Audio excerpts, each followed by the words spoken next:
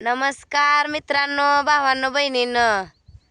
जेवण केलं आणि मला आणून सोडलं बघा इथं. आजीला आणि राधाताईला आणाय गेले ते आता ही तिकडे याल तोडलेलं मग अशी जेवायने न्यायला आल्यावर तिथलं नेलतं. एक ढिगुरा राहिला या दिसतंय का नाही यात हाय तो कसा ढिगुरा ह्या लाकडाच्या आणणं दिसतंय बघा. एक ढिगुरा राहिला यालाचा आणि एवढा ढीग मी उपसून ठेवला होता. एवढा ढीग आहे अजून यालाचा. शेंगा आता तोडून घ्यायच्या, पुन्हा काय कमी जास्त झालं तर उपसून द्या तू म्हणली. आता या सकाळी बी उपसू लागितलं होतं, बाहेरचं तोडायचं त्याने उपसलं होतं आणि ह्या ढिगारा टाकलेला मी उपसून आत्ता आणून टाकला. या काय करायचं, पुन्हा जेवण झालं उपसू वाटत नाही आता. आता जरा एक ताव मारला बसून बसून म्हणजे मग पुन्हाच्याला उपसायला काय वाटत नाही. पण आता म्हणलं आधीच उपसून ठेवावा. पण चांगला एवढा मोठा पट्टा नेला. आज होईल तर होईल बरं का सगळं, आणि राहिलं तर थोडंफार राहील. नाहीतर लयच आरी पडून तोडलं तर होईल. मग किती तोडायचं आरी पडून किती नाही. आधीच जीव आलाय घायला तरी बघा आता ध्यानात आलं माझ्या. रात्री दवाखान्यात जाऊन आली या, गोळ्याच खाल्ल्या नाही त्या. अशी जर म्हणली आता नवऱ्याला तर नवरा कालवाच करल, काहीच म्हणत नाही. आता गप्पच बसती गोळ्या खाल्ल्या नाही त्या म्हणून. का तर आता आलं मी म्हटलं गोळी खाल्ली नाही मी आणा बिना तर माझ्या नावानं कालवाच करतेलं. आणि गोळ्या बी 4-4 गोळ्या आहेत त्या. सकाळी त्या रात्री खाल्ल्या होत्या गोळ्या, रात्री काय जेवलीच नाही. राधाताईला पण नेलतं, मग त्यांनी काय मला इंजेक्शन दिलेलं बघून ती म्हणल्या तुमचं इंजेक्शन बघूनच मला दुखायला लागलं, म्हणून त्यांनी इंजेक्शनच घेतलं नाही आणि गोळ्या आणल्या. अंगदुखीची एक गोळी आणि एक पित्ताची गोळी, अशा 2 गोळ्या आणल्या त्यांनी खाल्ली. म्हणलं तेवढ्यात बरं वाटायला लागलं. मला बी बरं वाटायला लागलं बरं का. पण सकाळी न जेवण करता आलती, अर्धी पाटी झाली तोडायची त्यांची. माझं काय येल उपसूस तरच टाईम गेला. त्यांच्या झालत्या अर्ध्या पुन्हा त्यांच्या सपाट भरले आणि माझी अर्धी तुटली ही पाटी अर्धी एवढे शेंगा. आणि तवर तर या उपसूस तर करूच तर झाला टाईम 11 वाजत आल्या. पुन्हा ह्यांनी म्हणलं मी न्यायला येतो जेवा या. पुन्हा तेवढं याल तिथलं यांनी उपसलेलं संपलं तोडून. उपसाय म्हणून उठली का चक्कर यायला लागली म्हणून शाना पुन्हा तेवढंच तोडलं थोडंसं एवढं कवळाभर आणि झालं. आली वाटतं का इकडून. काय झालं व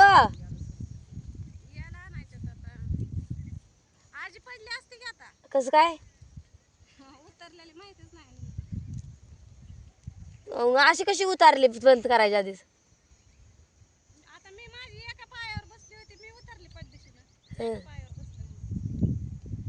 एवढं माहित दमानं थांबायची गाडी, जरा म्हातारा माणूस आहे गाडीवर. तेवढं यायला राहिलं देतावी गाडीवरती. मागाशी नेलत एक खेप केलती. काय करते बसली येऊन, मी अजून तोडाय सुरुवात नाही केली. पुण्याच्या बारीचं याल उपसू लागा या वय. गाळत नेलं तुमच्या बनीनं निम, तुमच्या बनीनं गाळत नेलं याल निम. आली बघा आजीबाई आमची. ती वर धर की वर धरून या. तुझी काठी उभा कर की कालच्या वाणी. आमची आजी काठी घ्यायला लागली बघा. काय थाट चालत होती पहिली वय, थाट चालत होतीच पहिली, आता टेकाय काठी किती गाजे. तिला माझं बोलणं कळ ना काय ना काय माहिती. काय करायचं, आवाजच बसलाय. ते गुळण्या करायचं औषध दिलंय, गलासभर पाण्यात टोपांभर टाकून करायचं. केलं त्या सकाळी गुळण्या, म्हणजे पाणी प्यायला जेवण करायला गिळाय जरा बरं वाटतंय, म्हणजे असं मोकळं वाटतंय. काल पाणी पण गिळत नव्हतं नरड्यात आणि काहीच नव्हतं, तरी सुद्धा काम कमी केलं नाही. आणि आज आता यायचं तर रात्रीच टुचून आली काम करून. आज अजून काम कराय मोकळे. बरं आहे का नाही माझं वय. राधाताईनं तर इंजेक्शन बी घेतलं. राधाताई डॉक्टरनीला बेली.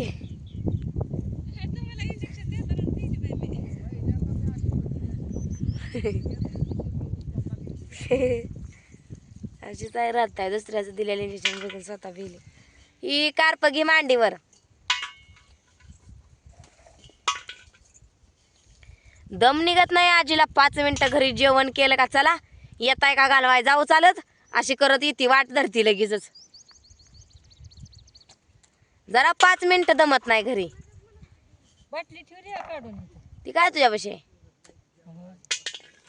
फरसाण्याच्या पुड्याव हाय, फरसाण्याच्या पुड्याव हाय का त्यात फरसाणा? फरसाणा हाय का? काय देऊ का? चला आता जेवण केलं की म्हणून का? अगं बाया, कशाला खाते या फरसाणं? बळ म्हणून म्हणती हाय का म्हणून विचारते. त्यात कागद देतो का? तिथं आहे आजीच्या शेजारी बघा त्या काठीपाशी फरसाण्याचा कागद आहे. आता आजी मागणं येऊन सुरुवात करायला लागली शेंगाला. एका एका हातानं पाठीभर झाले असते. होय, एका एका हातानं टाकते की. आता बसली बायानो, आले आले जरा खाल्ल्यावर चैन पडू दे ना. तर आजी धरायला लागली की रस्ताच. ह्या फरसाणाचं वाढायला लागलं पण कमी होईना. ते फरसाण किती दिवस झाला आहे. तुम्ही आलेले दिसतच नाही काय की.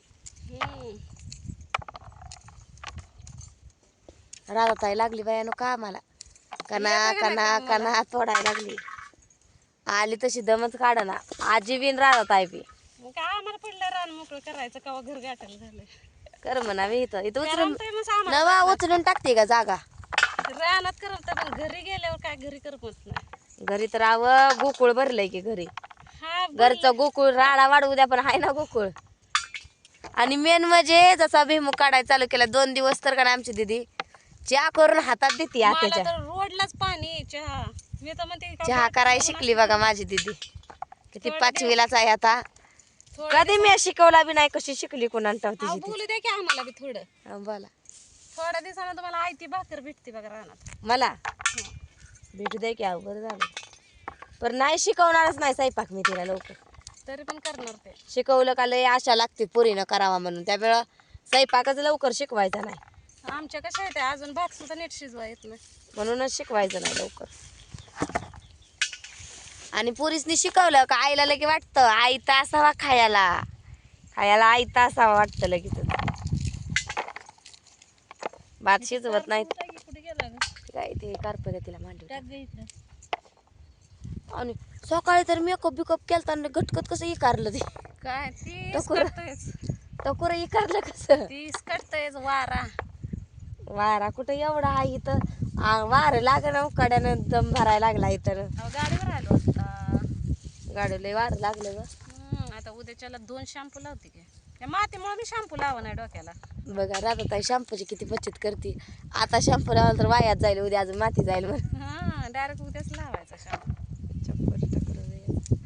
काय केस चरबाटचार झाले ती या. माझ्या तर त्या केसाला काय आळा ना वाळा कसली केस झाले ते नुसते निबाटच. काय त्याला एका ठिकाणी बघितलंय बघा ती इंस्टाग्रामवर ही रिव्ह्यू बघून. त्या बिचारीला फोन केला तर येस तर येतोय. व्हॉट्सअपला हाय पाठवलं तर रिप्लाय देत नाही. काय करावा. बसली आता गपच. कवानं होईल आपल्याला ऑर्डर तवाच करायचा. तवर त्याच्या नादीच लागायचं. बरोबर आहे का नाही? केस तर राहिली भाताला बायावानी गळून. केस. आम्ही म्हणलं का मला औषध मागवा की मला मागवा येत नाही. तर कसं करते आता या. तुझ्या आईलाच आहे ती 4 केस त्यामुळं तर तेवढीच असणार आहे ती. असं असतं का? माझी केस कसली दाट होती आमच्या घरात. पहिली लय केस होती ना. माझं कानातलं तुटलंय तर ह्या भुईमुगाच्या राड्यात ती जोडून आणणं होईना या. भुंडी हिंडायला लागली. मोकळं झाल्यावर. यांचं रान मोकळंच पडलंय. रान मोकळं झाल्या पुन्हा काय घरीच आहे की दिवसभर. रान मोकळं झाल्यावर ही टिबक गोळा करायचा या.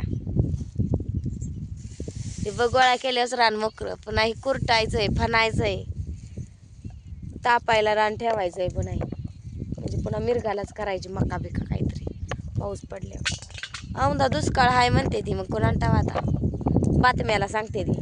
ते काय देवाच्या घरनं आले ते वैतावा. ते हवामान अंदाज घेत असते व. काय नसतं या. पाऊस सोलापुरात पाऊस आहे आणि चक्री वादळ आहे म्हणतात. आमच्या इकडं मला पहिलं ते डक साहेब सांगत होतं बरं का कसं आहे कसं नाही. पण ते आजकाल काय सांग ना तर फोन बी उचले ना तर.